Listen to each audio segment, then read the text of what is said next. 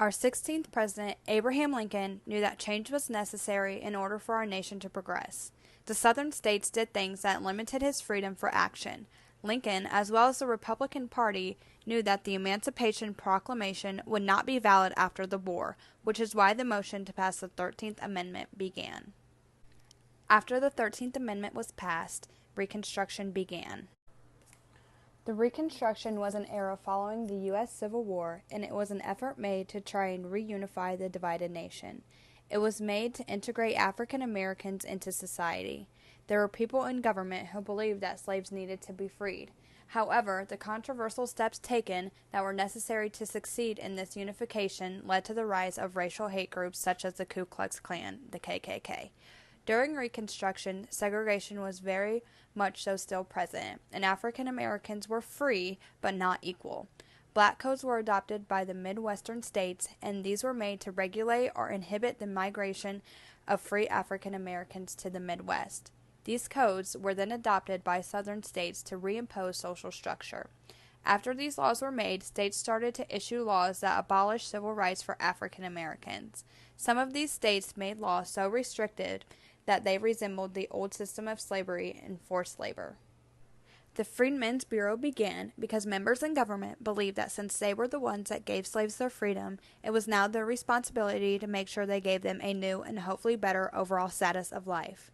The Freedmen's Bureau helped the poor former slaves and refugees. They provided medical assistance, clothing, transportation, as well as food. The Bureau faced resistance from white Southerners and Andrew Johnson. They were eventually dismantled by Congress in 1872, partially due to pressure from white Southerners. With Lincoln's assassination, Johnson would take the presidency in 1865. Johnson vetoed many bills throughout his presidency, but the radical Republicans still allowed most of them to be passed, including the Civil Rights Act of 1866.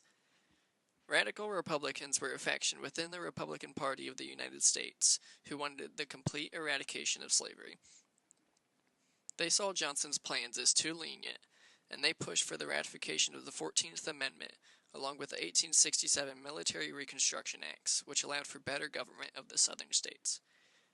The Radical Republicans tried impeaching Johnson in 1868 due to a violation of the Tenure of Office Act, but failed by one vote.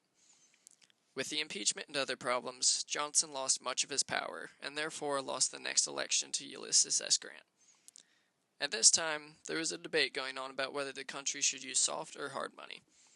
President Grant forms the 1869 Public Credit Act, which states that hard money will be used. This decision is what ends up weakening the economy and causing the Depression of 1873, and ultimately prolonging Reconstruction. In 1870, the ideals of the Black Codes were revived by the Jim Crow laws. In response to the violence, Grant came out with the Three Enforcement Acts of 1870. These acts monitored Southern voting, outlawed the KKK, and gave the president the ability to use the United States Armed Forces to fight against Southern rebels. To add on top of these acts, Grant passed the Civil Rights Act of 1875, which was passed to protect all citizens and have them be treated equally. The 1876 election for President of the United States was between Democrat Samuel J. Tilden and Republican Rutherford B. Hayes. Hayes thought he could win over Southern Whigs to the Republican Party and take race problems out of politics and focus on economics. When waiting for the Electoral College and popular votes to be in and counted in 1876, Hayes said, "I don't care for myself, but I do care for the poor colored men of the South. The result will be that the Southern people will practically treat the constitutional amendments as nullities, and then the colored man's fate will be worse than when he was in slavery." When the Electoral College's votes were initially counted, Tilden had received 184 votes and Hayes had received 165 votes.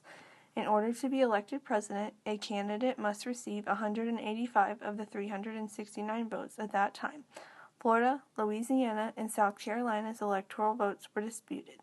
The votes from Florida, Louisiana, and South Carolina were considered disputed because repeaters were used to vote. Fraudulent ballots were printed to trick illiterate black voters. Ballots were held back in some places in order to add more votes later, and blacks were threatened and intimidated away from voting places to keep Republican vote counts lower. The status of one of Oregon's electoral votes that was awarded to Tilden was also in question. Later, that elector was found to be illegal as an appointed official. There were 20 electoral votes between the 4 states. The Electoral Commission's bill was a temporary body created on January 29, 1877 to settle the disputed presidential election. The committee was composed of 5 representatives, 5 senators, and 5 justices. The compromise took place on February 26, 1877 at the Wormley Hotel in Washington, D.C. The Compromise of 1877 was an informal deal between Southern Democrats and Northern Republicans that was not written down nor shared publicly. However, we do know that in exchange for the presidency, Hayes promised to remove all federal troops from the South.